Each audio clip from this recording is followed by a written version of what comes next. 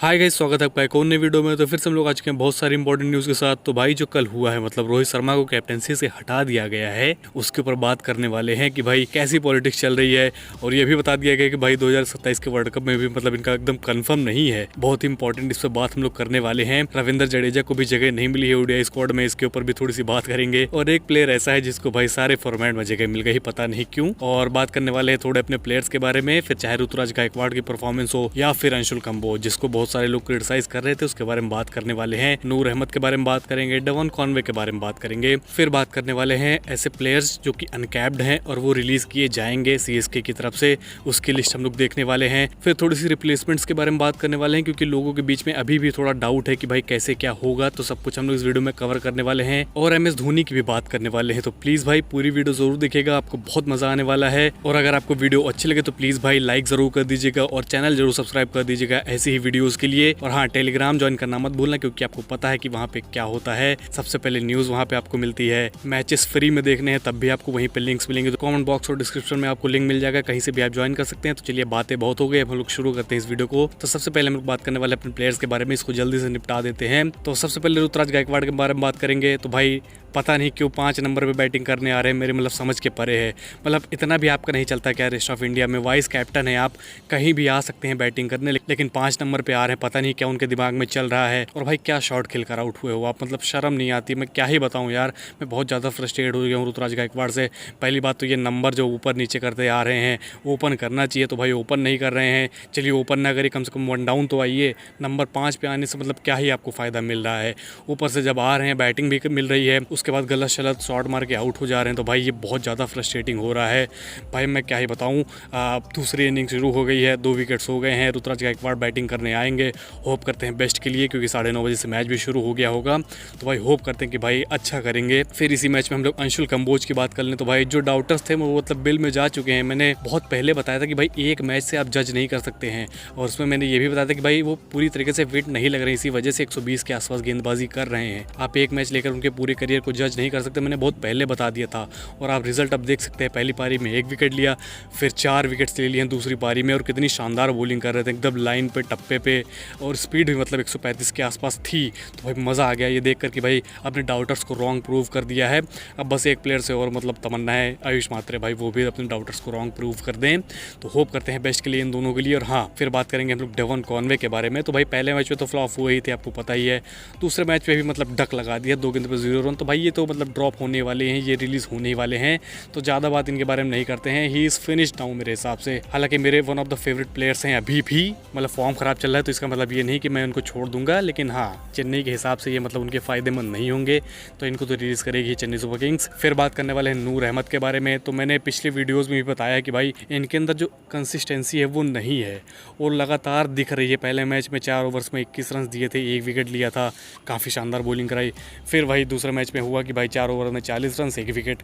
तो भाई आप देख सकते हैं, जो मैंने बताया था वो मतलब हवा में नहीं बताया था, ये आपके सामने एग्जाम्पल है। एशिया कप में भी हमने देखा है, और आप फिर देख रहे हैं। मेरी मतलब कोई उनसे दुश्मनी नहीं है। He is one of my favourite players Chennai super Kings में, और मैं हमेशा उनको बैक करता आया हूँ। जब बड़े बड़े एनालिस्ट आकाश चोपड़ा जैसे कह रहे थे आईपीएल शुरू होने से पहले कि भाई 3 स्पिनर कैसे खिलाएगी चेन्नई सुपर किंग्स, तो मैंने बताया था कि भाई नूर अहमद का खेलना एकदम इंपॉर्टेंट है, वो मतलब काफ़ी इंपॉर्टेंट खिलाड़ी है हमारे लिए। लेकिन जो गलती है उसको पॉइंट आउट करना भी ज़रूरी है, इसी वजह से मैं ये पॉइंट आउट कर रहा हूँ। मेरे कोई उनसे मतलब दुश्मनी नहीं है, मैं उनसे प्यार करता हूँ, और बहुत ज़्यादा प्यार करता हूँ, और होप करता हूँ कि इस कमी के ऊपर अपने काम करेंगे। फिर आगे बढ़ते हैं और मेन टॉपिक की बात कर लेते हैं, जो कि है रोहित शर्मा, एमएस धोनी, विराट कोहली, रविंद्र जडेजा, गौतम गंभीर, बीसीसीआई, इन सब के बारे में। तो जब मैंने स्क्वाड देखा तो भाई उसमें रोहित शर्मा कैप्टन नहीं थे, मैं भाई शॉक हो गया पहली बात। फिर मैं जडेजा को मतलब ढूंढना शुरू किया, जडेजा भी नहीं थे उसमें।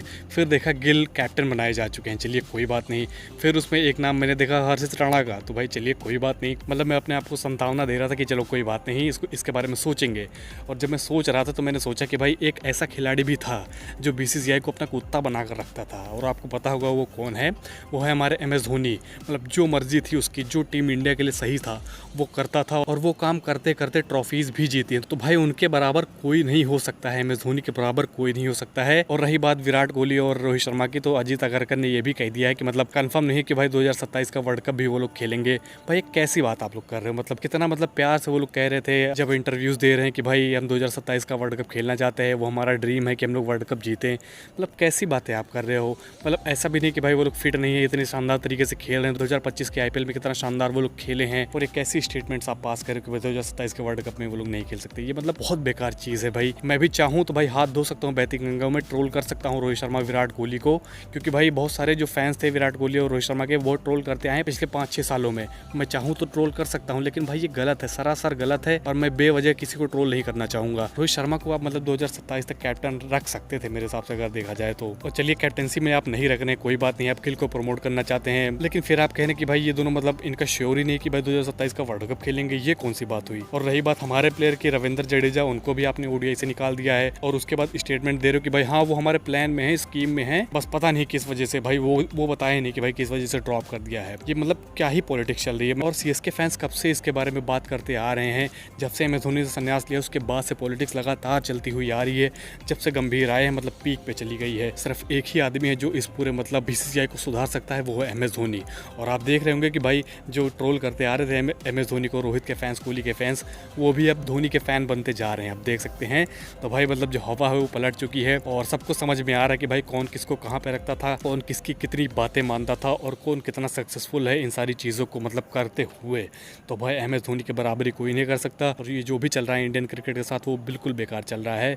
तो आपका इस पर क्या ओपिनियन है प्लीज़ कॉमेंट सेक्शन में बताइए। मेरा तो ये ओपिनियन था, आपने देख ही लिया। फिर हम लोग आगे बढ़ते हैं और एक प्लेयर की मैं बात करना ही भूल गया, वो 3 फॉर्मेट प्लेयर बन गया है। उसके बारे में आप जो भी गालियाँ उतारना चाहते हैं कॉमेंट सेक्शन में उतार सकते हैं, मतलब गालियाँ नहीं, मतलब इज्जत से बेइज्जती कर सकते हैं उसकी। आप समझ गए होंगे मैं किस प्लेयर की बात कर रहा हूँ। फिर मैं एक इंपॉर्टेंट टॉपिक पे बात करना चाहूँगा जो कि SA20 से रिलेटेड है, जो कि JSK से रिलेटेड है, या फिर आप ऐसा भी कह सकते हैं सारी ही टीम से रिलेटेड है, क्योंकि मैंने पूरी लिस्ट डाल दी है। तो भाई ऐसे कौन से ओवरसीज प्लेयर्स हैं, उनकी अवेलेबिलिटी कैसी है, कितने मैचेस के लिए अवेलेबल रहेंगे, उसकी बात हम लोग करने वाले हैं। तो रीच स्टॉपली की अगर बात करें तो वो फुल्ली अवेलेबल रहने वाले हैं। डैनियल वॉरेल की अगर हम लोग बात करें वो भी फुल्ली अवेलेबल रहने वाले हैं। रिचर्ड ग्लीसन भी फुल्ली अवेलेबल रहने वाले हैं। फिर शुभम रंजानी की अगर हम लोग बात करें तो वो भी फुल्ली अवेलेबल रहने वाले हैं। हालांकि उनका कॉन्ट्रैक्ट IL-T20 में भी है, लेकिन अभी मतलब ऐसी खबरें निकल के आई कि भाई फुल्ली अवेलेबल रहने वाले हैं। फिर अकील हुसैन की अगर हम लोग बात करें तो अनक्लियर है, उनका नॉकआउट्स मिस कर सकते हैं। अगर अफगानिस्तान के खिलाफ जो सीरीज होने वाली है उसमें उनका चयन हुआ तो फिर वो मिस कर सकते हैं नॉकआउट्स। फिर ब्रैंडन किंग की अगर हम लोग बात करें सेम उनका भी यही है, अगर अफगानिस्तान की सीरीज में उनका चयन होता है तो ब्रैंडन किंग भी मिस कर सकते हैं नॉकआउट्स। बात करें हम लोग जेम्स विंस की तो भाई पार्शियली अवेलेबल हैं, 1 से 4 गेम्स मिस कर सकते हैं। IL-T20 में गल्फ जायंट्स का मतलब कैसे मतलब उनका पूरा सीजन गुजरता है उसके ऊपर इनकी पूरी अवेलेबिलिटी डिपेंड करती है। तो जिस तरीके से उनका मतलब सीज़न गुजरेगा उसी तरीके से 1 से 4 मैचेस ये मिस कर सकते हैं। तो ये कुछ अवेलेबिलिटी है हमारे ओवरसीज़ प्लेयर्स की।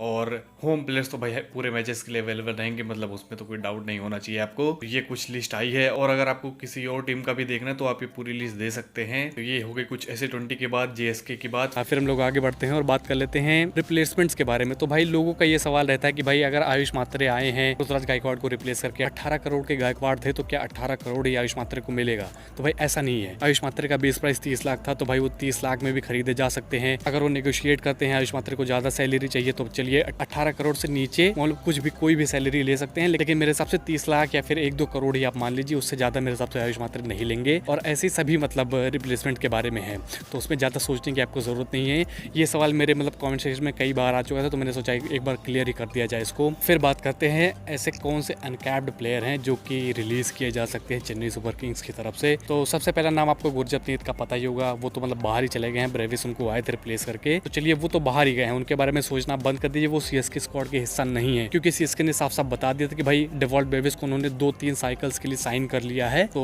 गुरजप्रीत ऑटोमेटिकली बाहर चले जाते हैं, तो वो स्क्वाड में नहीं है। अगर चेन्नई सुपर किंग्स ऐसा सोचती है कि भाई उनको हम लोग रिटेन कर लें और कोई और प्लेयर उनके जगह पे बाहर कर दे तब ये हो सकता है, लेकिन अभी आप ये मान के चलिए कि भाई गुरजप्रीत रिलीज होने वाले हैं।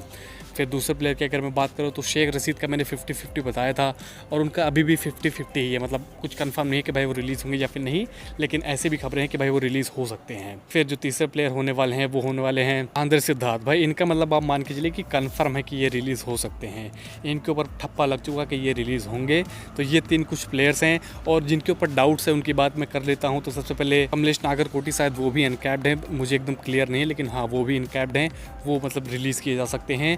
रही बात वंश बेदी की, तो भाई बहुत सारी खबरें निकल के आई हैं कि भाई वो रिटेन किए जा सकते हैं। मतलब आप लोगों को लग रहा हो कि भाई वो तो रिप्लेस हो गए थे, तो भाई किसी और प्लेयर को रिलीज़ करके जगह उसकी खाली करके आप वंश बेदी को रिटेन कर सकते हैं। तो कुछ उस तरीके से वो रिटेन हो सकते हैं। तो ये रही कुछ हमारे अनकैप्ड प्लेयर्स की बात। आपका क्या सोचना है, किसको रिटेन होना चाहिए, किसके रिलीज, प्लीज़ कमेंट सेक्शन में बताइए। और कैसी लगी आपको वीडियो, अगर अच्छी लगी तो प्लीज़ भाई लाइक ज़रूर कर दीजिएगा, और ऐसी वीडियोज़ के लिए भाई चैनल जरूर सब्सक्राइब कर दीजिएगा प्लीज़। ये दोनों काम कर दीजिए भाई प्लीज़, हाथ जोड़ता हूँ मैं आपके। और हाँ, टेलीग्राम ज्वाइन करना मत भूलना, क्योंकि आपको पता है वहाँ पे क्या मिलता है। चलिए फिर इस वीडियो को यहीं पे खत्म करते हैं, मिलते हैं आपसे अगली वीडियो में, तब तक के लिए बाय।